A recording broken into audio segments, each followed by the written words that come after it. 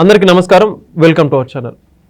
లడ్డూ వివాదానికి సంబంధించి సుప్రీంకోర్టు ఇచ్చిన తీర్పు గురించి ప్రొఫెసర్ కె నాగేశ్వరరావు గారు కొన్ని వ్యాఖ్యలు అయితే చేయడం జరిగింది. అయితే ఆ వ్యాఖ్యలకు సంబంధించి ఆయన యొక్క అభిప్రాయాన్ని తెలపడానికి మనతో ఉన్నారు షణ్ముఖ్ గారు. షణ్ముఖ్ గారు నమస్కారం అండి. నమస్తే అండి. సుప్రీంకోర్టు తీర్పునిచ్చాక అనేక మంది రాజకీయ నాయకులు కావచ్చు, అదేవిధంగా అనలిస్టులు కావచ్చు, సోకాల్ మేధావులందరూ కూడా బయటకు వచ్చి వాళ్ళ అభిప్రాయాలను వ్యక్తం జరిగింది. అయితే దానికి సంబంధించి ప్రముఖంగా ప్రొఫెసర్ కె నాగేశ్వరరావు గారు కొన్ని మాటలు మాట్లాడారు. ఆ మాటలు ఏంటి, ఏమంటారు మీరు? ఎందుకోనండి, ప్రొఫెసర్ కె నాగేశ్వర గారికి నాకు ఒక అనుబంధం ఉంది. ఆయన ఏం మాట్లాడినా నాకు ఇంకోలా అనిపిస్తూ ఉంది. కిందన కామెంట్లు చూస్తే ఆయన అమ్ముడుపోయిన వ్యక్తి అంటారు. నాకు చాలా బాధ వేస్తుంది ఆ మాట వింటానే. సరే ఏందయ్యా ప్రొఫెసర్ కె నాగేశ్వర గారు ఈ వయసుకు వచ్చిన తర్వాత అదేదో అంటారు కదా, బాగా బతికి లాస్ట్లో చెడింది అని చెప్పేసి ఎందుకు ఇట్లా చేస్తున్నాడో నాకు ఇప్పటికి అర్థం కాని విషయము. ఆయన మంచి గురువు గారు. ఈ విషయంలో అయితే నేను ఎటువంటి ఇది లేదనమాట, నో కాంప్రమైజ్. ఆయన మంచి గురువు గారే. అది ఏ విధంగా గురువు అనేవాడు మంచి విద్య నేర్పిస్తాడా, చెడు విద్య నేర్పిస్తాడా, మంచి భావాలు ప్రజలకు నేర్పిస్తాడా, చెడు భావాలు ప్రజలకు చెప్పిస్తాడా అనేది ఆయన విచక్షణ జ్ఞానానికి మనం వదిలేయాలి. ఓకే, ఎనీహౌ ప్రొఫెసర్ కాబట్టి ఆయన ఏమన్నాడు గతంలో ఒక వీడియోలో, నేను చెప్పినవి వీడియోలోనే సుప్రీంకోర్టు కూడా అడిగింది అన్నాడు. అవునా లేదా? అన్నాడా లేదా? అన్నాడు. మరి ఇప్పుడు సుప్రీంకోర్టు ఎక్స్పర్ట్ కమిటీ చేసింది. మరి నేను చెప్పినేడు జగన్మోహన్ రెడ్డి గారు చెప్పట్లేదనే మాట ఎందుకు చెప్పట్లే? నేను ఇక్కడ ఎందుకు స్పెసిఫిక్గా చెప్తున్నానంటే, జగన్మోహన్ రెడ్డి గారు సిట్టు లేదు బిట్టు లేదు అన్నాడు. మరి ఇప్పుడు సిబిఐ డైరెక్టర్ ఆధ్వర్యంలో సిట్ ఏర్పాటు చేశారు. మరి దీని పరిస్థితి ఏంది? మరి దాని గురించి మాట్లాడా ప్రొఫెసర్ కె నాగేశ్వర గారు? సరే ఎన్ని పక్కన పెట్టండి, జగన్మోహన్ రెడ్డి గారు, ప్రొఫెసర్ కె నాగేశ్వర గారు వీళ్ళంతా ఒక టీం అనేది అందరికీ తెలిసిన విషయమే. ఓకే, ఎనీహౌ పక్కన పెట్టండి. ఆయన భావజాలాలు, ఆయన సిద్ధాంతాలు, ఆయన విశ్లేషణలు ఏదైనప్పటికీ ఏఆర్ డైరీ ఏ విధంగా అవినీతి చేసింది, ఏ విధంగా లడ్డు కల్తీ చేసింది, ఏ విధంగా అని చెప్పేసి ఈరోజు ప్రభుత్వం తరపున నుంచి సిద్ధార్థ లూథ్రా సుప్రీంకోర్టులో ఆధారాలు సమర్పించాడు. దాని గురించి ఇప్పటివరకు ఒక వీడియో చేశాడండి. చంద్రబాబు నాయుడు గారు స్టేట్మెంట్ ఎందుకు ఇచ్చాడు, చంద్రబాబు నాయుడు గారు స్టేట్మెంట్ ఇచ్చిన తర్వాత సిట్ ఏర్పాటు చేశారా, లేకపోతే ముందు ఏర్పాటు చేశారా, చంద్రబాబు నాయుడు గారు ఏం మాట్లాడారు, అసలు ఎందుకు మాట్లాడాల్సి వచ్చింది, ఇన్ని విశ్లేషణలు చేసేటువంటి ఈ ప్రొఫెసరు ఇప్పుడు మీ ముందర ఉంది, డాక్యుమెంట్ ఉంది, సుప్రీంకోర్టు ఆర్డర్ ఉంది ఒకవైపు, ఇంకోవైపు స్టేట్ కమర్షియల్ ట్యాక్స్ డిపార్ట్మెంట్ ఇచ్చినటువంటి ఇన్వాయిస్లు, ఆ కంటైనర్లు ఏ టోల్గేట్లు దాటి వచ్చినాయనే డాక్యుమెంట్ మీ దగ్గర ఉంది.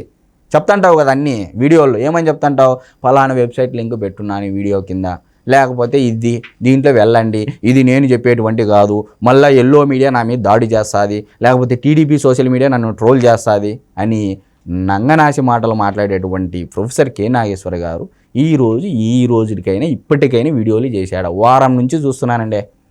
కనీసము చంద్రబాబు నాయుడు ఇదే చెప్తున్నాడు తప్పితే జగన్మోహన్ రెడ్డి గారు ఇప్పటికీ 4-5 సార్లు మాటలు మార్చారు. తమ్మినేని సీతారాం ఆవే కల్తీ చేసిందని ఆయన అంటాడు, భూమన కరుణాకర్ రెడ్డి తిరుమలకి వెళ్ళి ప్రమాణం చేస్తా అంటాడు, ఇంకో ఆయన వచ్చేసి అసలు ఆ ధర్మారెడ్డి ఈవోగా ఎక్స్-ఈవోగా ఉన్నటువంటి ధర్మారెడ్డి ఇంతకుముందు ప్రెస్ మీట్కి ఎందుకు మాట్లాడేట్లేదు, దీని మీద ఏం వీడియోలు చేయడండి, అసలు వీడియోలే చేయడు. ఇతని విశ్లేషకుడు అంట. ఏ రకంగా విశ్లేషకుడు అండి? ఒక న్యాయస్థానంలో వాదిని ప్రతివాదిని నిలబెడతారు, తప్పు చేసిన వాడిని తప్పు చేయవాడిని ఇద్దరిని నిలబెట్టి ఇద్దరి వాదనలు నిన్న తర్వాత అప్పుడు న్యాయమూర్తి అనేవాడు న్యాయాన్ని చెప్తాడు, ఏది న్యాయము ఏది అన్యాయమైన ఆధారాలతో చెప్తాడు.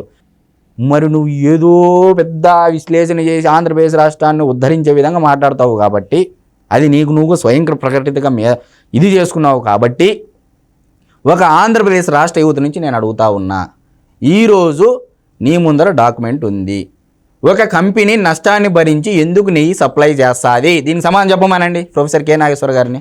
సోది మాటలు సొల్లు మాటలు చెప్తాడే కానీ పొద్దున్న లేస్తే చంద్రబాబు నాయుడు, పడుకుంటే చంద్రబాబు నాయుడు, మధ్యాహ్నం చంద్రబాబు నాయుడు. ఏ రోజైనా విషయం మీద అయితే విశ్లేషణ చేశాడా? నేను అడిగిండేటివే సుప్రీంకోర్టు అడిగింది. మరి ఈరోజు సుప్రీంకోర్టు సిట్ ఎందుకు ఏర్పాటు చేసింది, ఇది చాలా తీవ్రంగా పరిగణించాల్సిన విషయం అని చెప్పింది. అది ఎందుకు వీడియో చేయట్లేదు? అది ఎంత నిదానంగా చెప్తాడంటే అంత నిదానంగా, అసలు ప్రజలంగా అంతా అదేదో పెద్ద విషయం కాదు అన్నట్టుగా జగన్మోహన్ రెడ్డికి ఫేవర్గా వచ్చినట్టు అన్నట్టు చెప్తాడు. ఈయన ఫేవర్ కాదండి, ఇక్కడ న్యాయం కావాలి. లడ్డు కల్తీ జరిగిందా లేదా అనే అంశంపై ఆయన మాట్లాడాలి. ఈ న్యూట్రల్ ముసుగులో ఉన్నటువంటి ఈ కుహనా మేధావులంతా సమాజాన్ని ఇంకోవైపు మరల్చుతా పోతా ఉన్నారు. మరి ఈరోజు నిజంగా సుప్రీంకోర్టు లడ్డు కల్తీ జరగలేదు అని అన్నప్పుడు ఎందుకు సిట్ ఏర్పాటు చేసింది సిబిఐ డైరెక్టర్ ఆధ్వర్యంలో? మీ దగ్గర కల్తీ జరగలేని ఆధారాలు లేవు, గత 5 ఏళ్లలో మీరు ఏదైతే లడ్డు కల్తీ పంపించారో దానికి సంబంధించినటువంటి డేటా మీ దగ్గర లేదు.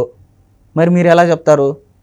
అంటే ఈయనే జడ్జిమెంట్ ఇస్తాడు, ఈయనే ఏం పిటిషన్ వెళ్ళి ఈయనే చెప్తాడు, ఈయనే తీర్పు కూడా చెప్తాడు ప్రొఫెసర్ కె నాగేశ్వర గారు. అయితే జగన్మోహన్ రెడ్డి గారు కూడా అన్నారుగా, ఇంకేముంది నా మీద దుష్ప్రచారం చేస్తారు అందరూ కలిసి అని సింపతి స్టైల్లో ఆయన స్టార్ట్ చేశాడు. దాని గురించి ఈయన దానికి ఇంకా అగ్నికి ఆజ్యం పోసినట్టు దానికి ఊతం ఇచ్చే విధంగా ఈయన విశ్లేషణలు చేస్తూ ఉంటాడు.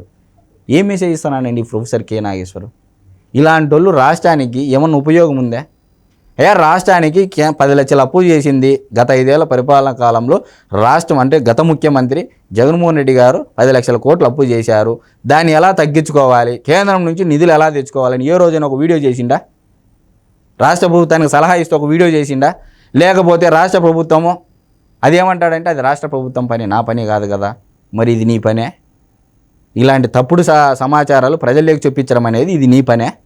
ఇది నీ పని అది నా పని అని చెప్పేసి ఏమైనా రాజ్యాంగంలో రాసి పెట్టినారా? నేను కూడా అడుగుతున్నా.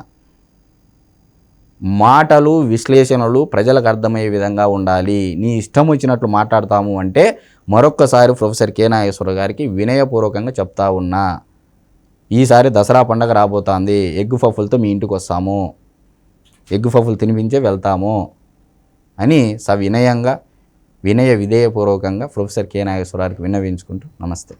ధన్యవాదాలు.